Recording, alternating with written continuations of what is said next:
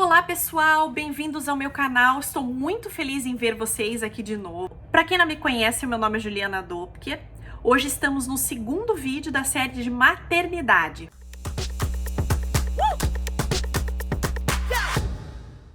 Aconteceu que eu engravidei. Com 6 semanas de gestação, eu fiz a ultra e tava ali o bebezinho bonitinho, tava tudo perfeito. Depois da gravidez química, eu fiquei com um certo medo de passar por um aborto, alguma coisa. Eu tinha muito medo. A partir dali, então, com 12 semanas, nós tivemos o próximo exame agendado. E eu lembro que quando eu dei tchau pro meu marido naquele dia, ele ainda tava assim, com um semblante bem preocupado, sabe? Mas eu tentei tirar isso da minha cabeça, tentei pensar positivo. Mas esse exame foi bem difícil. Eu lembro que eu cheguei no laboratório, cheguei na clínica, era a mesma médica que fez todos os exames enquanto eu tava grávida do meu filho, então já conhecia muito ela. Ela colocou ali o aparelho de ultrassom ali para ver o bebê. Ela primeiro colocou na minha barriga, ela não colocou já transvaginal, porque pela idade gestacional já deveria ver bem o bebê já direto na barriga, né, sem precisar do transvaginal. Ela colocou e ela viu que tinha algo errado. Eu já percebi, ficou assim um clima estranho na sala, ficou um silêncio assim, pelo que eu me recordo, ela falou algo como, sabe, algo assim, ela meio que se lamentando, ela falou algo como que havia algo errado com o bebezinho, que não tava legal. Eu acho que ela até chegou a mexer ali o aparelho, o bebê tava estático ali. Aí ela falou, vou fazer uma transvaginal para ver melhor. Aí ela colocou e ela falou, mãe, a gravidez não evoluiu. O bebê tinha tamanho de 8 semanas de vida. E que o bebezinho tava sem vida. E foi muito, muito difícil. Lembro que eu comecei a chorar desesperadamente. Liguei pro meu marido, liguei pra minha irmã pra contar, eu não sabia muito bem o que fazer, a gente tava no início da pandemia. Eu lembro que eu tinha saído de casa às pressas pra fazer o exame, eu não tinha comido, eu comi alguma coisinha, então eu não tinha tomado um bom café, eu não tinha tomado nem água direito naquele dia. Aí eu fiquei pensando se de repente eu não devia ir direto pro hospital mesmo, ver o bebê, ver o que fazer, se, enfim, fazer curetagem ou não. Liguei pro meu médico, aí ele falou que eu tinha opção de esperar um pouco mais, mas como esse bebê tinha parado de desenvolver com 8 semanas e eu tava com 12, foi diagnosticado, né, com aborto retido, porque eu não tinha sangramento, não tinha nenhum sinal de que o corpo estivesse expelindo o bebê. Poderia ser que esperando isso acontecesse naturalmente, mas não sabia se isso aconteceria. Acabei decidindo ir de uma vez até o hospital para fazer a curetagem, porque eu pensei que eu psicologicamente não teria condições de chegar em casa e ficar remoendo aquilo, revivendo aquela gravidez que não tinha ido pra frente. Eu preferi resolver de uma vez, e já que eu não tinha como salvar esse bebê, então que era melhor fazer a curetagem de uma vez. Eu me internei no hospital nesse dia, já saí de lá, já fui direto pro hospital, já fui internada. Ali já mandaram eu não tomar mais água, não comer. Só que detalhe, eu comer mesmo eu tinha comido num dia anterior. Então isso já devia ser por volta da hora do almoço. Porque até chegar no hospital, até ser internada, aliás, acho que eu fui internada, acho que era 1 da tarde, tá? Então você já imagina a minha fome que eu tava, com muita sede, eu já tava com sede, que eu bebi pouca água até esse momento. E eles falaram que eu não podia comer nem beber mais nada. Eles colocaram os comprimidos que pro útero dilatar, que eles com o útero dilatado e aberto ali, que eles fazem a curetagem. Para que a curetagem seja o menos agressiva possível, eles colocam uma máquina que suga, né, que todo aquele material, o bebê, tudo. Se até então o corpo já não tiver expelido com os comprimidos, porque com os comprimidos o corpo já começa a provocar uma cólica e expelir naturalmente. Então, que ficasse ali, essa máquina, ela sugaria, e se fosse necessário, eles fazem uma raspagem ali no material, né? O que for necessário, eles fazem a mais. Então, foram colocados esses comprimidos. Eu lembro que eu tava, assim, muito abalada, obviamente, e por ser uma pandemia, meu marido não podia ficar comigo, eu tive que ficar sozinha no hospital, fiquei numa sala sozinha. Comecei a ter cólicas Demorou um pouco, mas comecei a ter umas leves cólicas que foram intensificando ao longo do dia. Em resumo, eu fui começar a ter contrações mais fortes, expelir mesmo no final da noite. Então, acho que eu só consegui ir para a sala de cirurgia já era mais de meia-noite. Até então, vocês imaginam. O remédio também, desculpa falar isso aqui, mas soltou o intestino também. Então, eu comecei a desidratar. Então, além de começar a sangrar bastante, eu vi o bebezinho, né, o feto, saiu na cama, eu vi. Então, isso deixa a gente mais abalado ainda. E a gente passando por isso tudo sozinha. Eu tive a sorte que a enfermeira da noite era um pouco mais atenciosa, ela que foi até lá o quarto, me colocou um pouco mais confortável, ajeitou a cama pra mim, porque eu não tinha condição psicológica pra essas coisas. Eu lembro que acho que até ela ligou a televisão, que já pelo menos ajuda um pouco, né? Eu lembro que foi muito difícil, porque as enfermeiras só vêm ali, obviamente ninguém, não que eu quisesse que ninguém ficasse ali me ouvindo, mas ela só vem ali, não se preocupa em dar o menor conforto, nada, né? Então não se preocupa com quão sofrendo fisicamente você está, né? Você acaba sendo só mais um. Eu fiquei conversando bastante com meu marido por mensagem, por texto, por vídeo. Passei a ter muito sangramento. Quando finalmente eles falaram que eu estava apta a ir para a sala de cirurgia, eles me levaram numa cadeira de rodas para uma outra salinha, que era uma sala já da pré-cirúrgica, que eles começam já a preparar, colocar toquinha em mim, essas coisas, né? E eu lembro ali que eu comecei, lembro que escorria muito sangue, e eu lembro que eu comecei a sentir aquela sensação de pressão caindo. E eu comentei com a enfermeira, falei, ó, tá me dando enjoo, tá começando a... tô vendo a imagem um pouco piscando, falei pra ela, falei, eu acho que a minha pressão caiu. Aí ela... me avise quando você melhorar, que daí a gente vai pra sala de cirurgia. Pensei, cara, eu não como, não bebo faz muitas horas. Obviamente eu não vou melhorar enquanto estiver aqui sangrando e sem nenhum soro nem nada para hidratar. Falei, bom, vou mentir para ela que eu tô me sentindo melhor para ir de uma vez para a sala de cirurgia, porque acho que o único jeito lá na sala de cirurgia é receber soro, essas coisas que vão melhorar, que você realmente é atendida pelo médico. E não essa mocinha que tá falando, fica aqui até você melhorar. Enfim, eu teria que ir andando, fui andando com a enfermeira do meu lado até a sala de cirurgia. Não, a cadeira de rodas ficou ali e eu ia andando mesmo. A hora que eu comecei a andar, eu percebi que eu ia desmaiar, acho que eu cheguei a falar alguma coisa, não tô bem, e pum! Eu lembro que desmaiei, apaguei, acordei no chão. Aí que eles me botaram numa maca, porque eu tava assim, meio inconsciente. E eles me colocaram numa maca, aí eu fui recobrando a consciência, senti aquele calorão, assim, tudo voltando de repente. E aí eu comentei com o médico, né, que eu tava muitas horas sem comer, perdendo sangue, sem tomar água, que eu devia estar desidratada. Resumindo, passei pela curetagem, eles me deram anestesia, paguei, passei pela curetagem. Quando acordei, o médico me perguntou se eu tava com dor, eu falei que eu tava já sentindo uma dor, ele perguntou que número, eu falei que era nível 7. Aí ele já, me lembro que ele fez, falou, olha, enfermeira, faz um remédio ali, com morfina e outras coisas.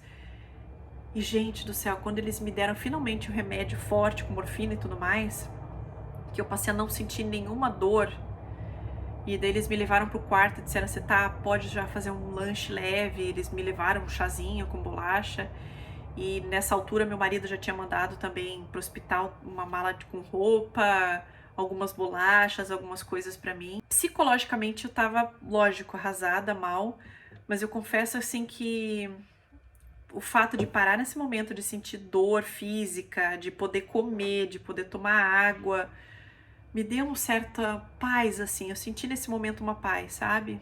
Não sei explicar. Consegui me sentir bem naquele momento.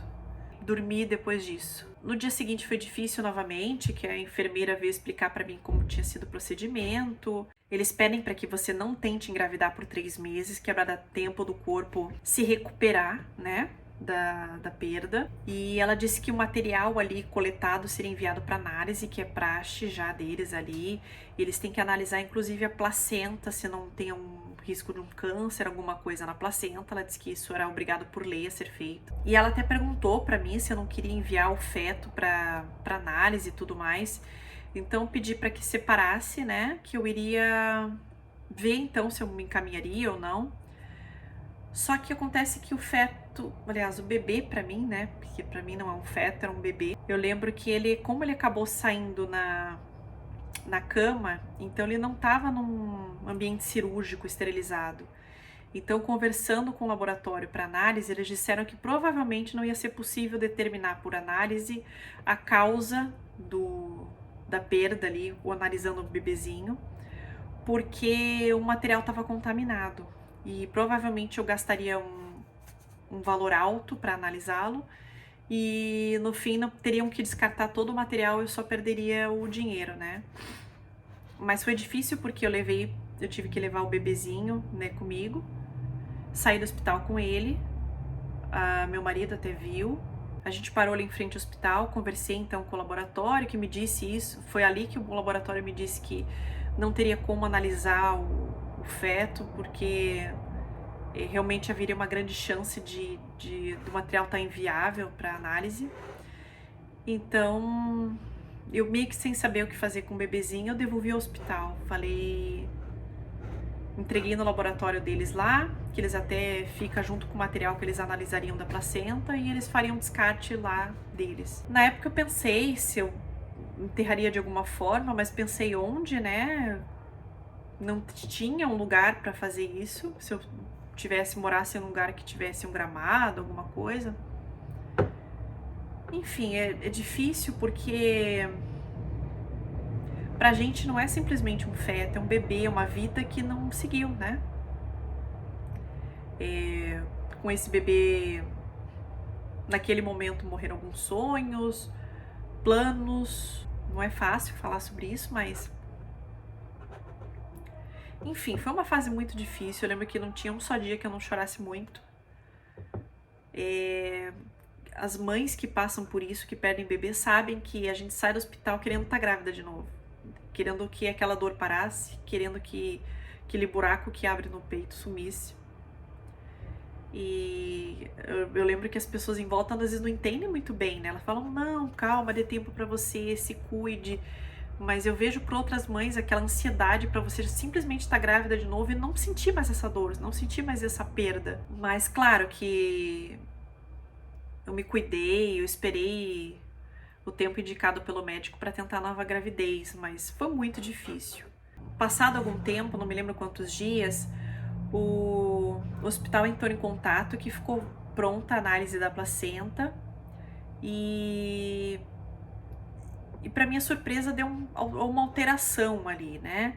Eu não entendo, não sou médica para poder explicar isso melhor para vocês, mas o fato é que é como se desse uma suspeita de gravidez molar ou tô lendo aqui o nome porque é bem complicado, mola hidatiforme. É um tipo de problema que se dá na placenta que pode vir a se transformar num câncer.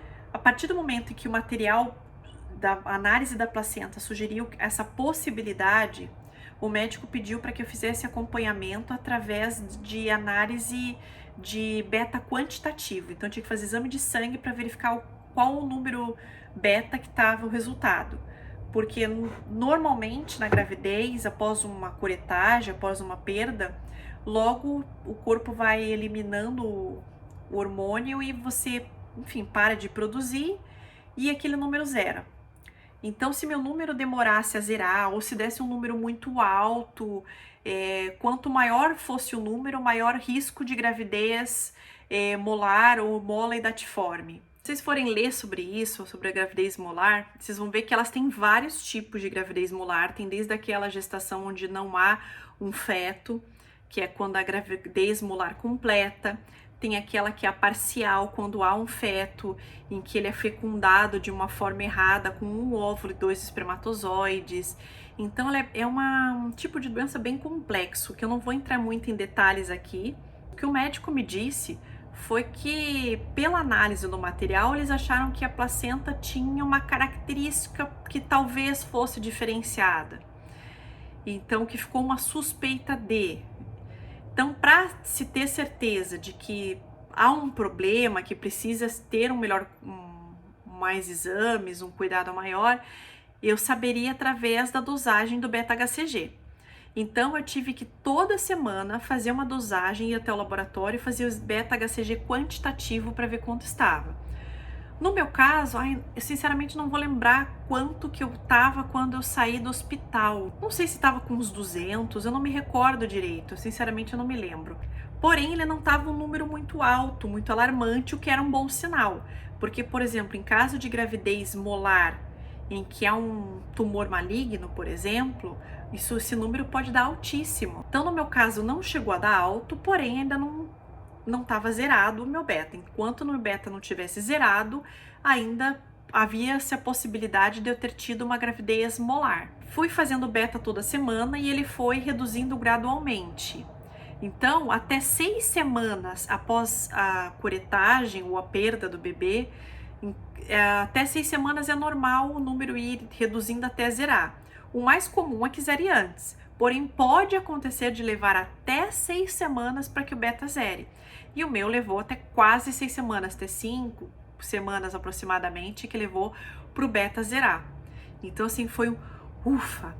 Por precaução, eu consegui falar com um médico especialista nesse tipo de gestação, que ele olhando o meu exame, com tudo que eu expliquei dos meus números de beta e tudo mais, para ele já estava bem claro que foi só um aborto retido espontâneo, não teria para ele essa possibilidade de gravidez molar.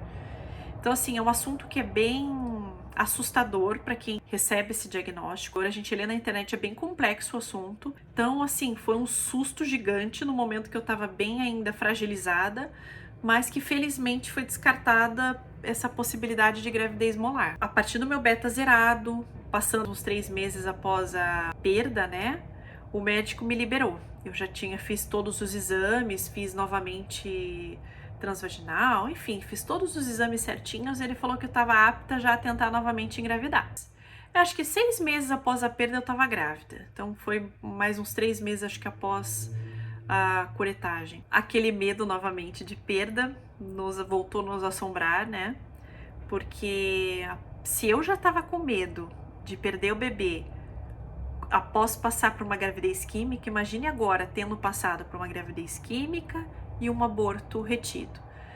Bom, o meu médico perguntando para ele se eu deveria tentar naturalmente, se havia risco de um novo aborto. Os médicos em geral, eles passam a fazer uma verificação melhor, mais exames, e a se preocupar realmente com abortos consecutivos quando há 3 abortos consecutivos, né? Então ele entendeu que não havia por que não continuar as tentativas naturalmente, deixar que a vida seguisse. Tanto eu quanto meu marido, nós fizemos os exames que ele entendeu que eram necessários. Tanto eu quanto meu marido tomamos vitaminas e remédios, assim, que nos ajudaram muito. Então, toda a nossa parte até então a gente estava fazendo, claro, a gente não fez uma investigação mais profunda, mas os exames mais simples nós já tínhamos feitos e estavam tudo ok. Logo que engravidei da minha filha, da mesma forma que a gravidez que eu havia perdido, o médico de fertilidade que estava nos acompanhando, ele nos indicou que nós tomássemos um remédio de progesterona. Então, tanto na gravidez que eu perdi como nessa, logo que eu tive o meu positivo, eu comecei a tomar medicação conforme ele indicava. Com 6 semanas, então, nós fomos fazer nosso primeiro exame da gravidez da minha filha, para ver se estava tudo bem.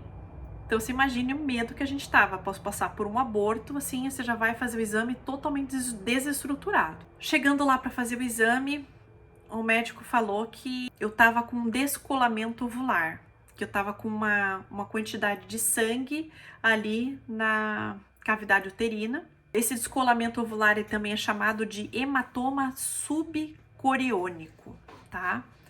Ele é o mesmo problema de gestação que a Sabrina teve. Eu não sei se vocês se recordam que a apresentadora Sabrina Sato teve, que ela teve que ser internada no hospital e tudo mais. Só que o dela, ela teve um sangramento absurdo. O dela foi algo muito mais intenso, diferente do meu. No meu caso, eu não tinha sangramento, eu não tinha cólicas, mas foi detectada um acúmulo de sangue entre a placenta e o útero, tá? Então, vocês imaginem se eu já não fiquei assustada, apavorada, pensando que ia passar por um novo aborto, né? Fui para casa abaladíssima, conversei com o médico e ele falou, olha, fique tranquila, que na maioria dos casos, esse sangue que fica ali acumulado, o corpo mesmo absorve e a gravidez segue adiante. Porém, você vai ter que tomar alguns cuidados, eu tive que tomar uma dose maior lá de progesterona, Eu tive que fazer repouso absoluto por 15 dias, acho que deu menos até de 15 dias. Fiquei fazendo, só levantava realmente da cama só pra tomar banho no banheiro, assim, um básico. Ficava o dia inteiro deitada na cama, tomando bastante água, que ajuda também. E com muito medo, apavorada. Mas graças a Deus, 10 dias depois, eu fui repetir o exame pra ver como é que tava esse acúmulo de sangue. E tinha sumido, gente, tinha sumido, tava tudo perfeito, tudo normal, o bebê tava lindo, com batimento cardíaco, tava assim, tudo maravilhoso. E com 10 semanas de gestação, acho que foi mais ou menos com umas 10 semanas de gestação que fui então fazer o exame de sexagem fetal para saber se era menino ou menina. Aí você vai dizer, nossa, mas você foi fazer de novo? Eu falei, sim. A gente tava super ansioso, a gente não queria ficar levando essa gravidez de um jeito de que como se fosse perder a qualquer momento, como se não sem aproveitá-la, sabe? E então a gente quis viver o momento. Até esse momento eu não contei pra ninguém, diferente das outras gestações que eu saí contando pra todo mundo. Eu não contei, guardei, só ficaram sabendo realmente as pessoas muito próximas. As demais, assim, eu guardei pra mim com medo de passar por tudo de novo e ter que sair contando. Então, fiz o exame de sexagem e deu novamente menina. Então eu fiquei super feliz porque eu já tinha um menino, então fiquei realizadíssima. E assim, é lógico que a gente tava com medo, tudo, mas a gente tentou desencanar. Uma pergunta que eu tenho certeza que para quem tá passando por isso, que é algo que a gente fica no nosso pensamento é: o que você fez com as roupinhas que você comprou? O nome do outro bebê já tinha? O que você fez? Ainda mais que é mesmo sexo, se pôs o mesmo nome, mudou, o que você fez? Pensei muito sobre isso e eu decidi que não tinha por que eu descartar as roupinhas, que eu não tinha por que mudar o nome planejado, que eu já tinha pensado em colocar Vitória na gravidez anterior, eu já tinha anunciado para todo mundo que nós teríamos a Vitória, né? Antes de saber a perda e avisar que havia perdido o bebê. Porque eu parei e pensei o seguinte: bom, houve sim um bebê, né? Esse bebê é assim, a minha filhinha, que infelizmente não teve condições de vir para esse mundo, né? É um anjinho que passou aqui e ficou muito pouco tempo. Eu pensei que não havia por que tratar isso de uma forma como se eu tivesse que descartar as roupas dela como se ela fosse algo ruim pra minha vida, né? Como descartar o nome, porque pensa só, se eu mudasse o nome, provavelmente é um nome que eu quase nunca ouviria, que esse nome provavelmente só pensaria nele como uma perda, uma dor. Eu pensei que dando esse nome para minha filha, que seria uma forma de homenagear esse bebê que partiu, seria uma forma de ressignificar esse nome. E eu pensei que isso só traria coisas boas, que não tinha porquê, sabe? Eu não tô substituindo esse bebê que partiu, mas sim homenageando ele, honrando ele aqui, sabe? A vinda dele pra cá.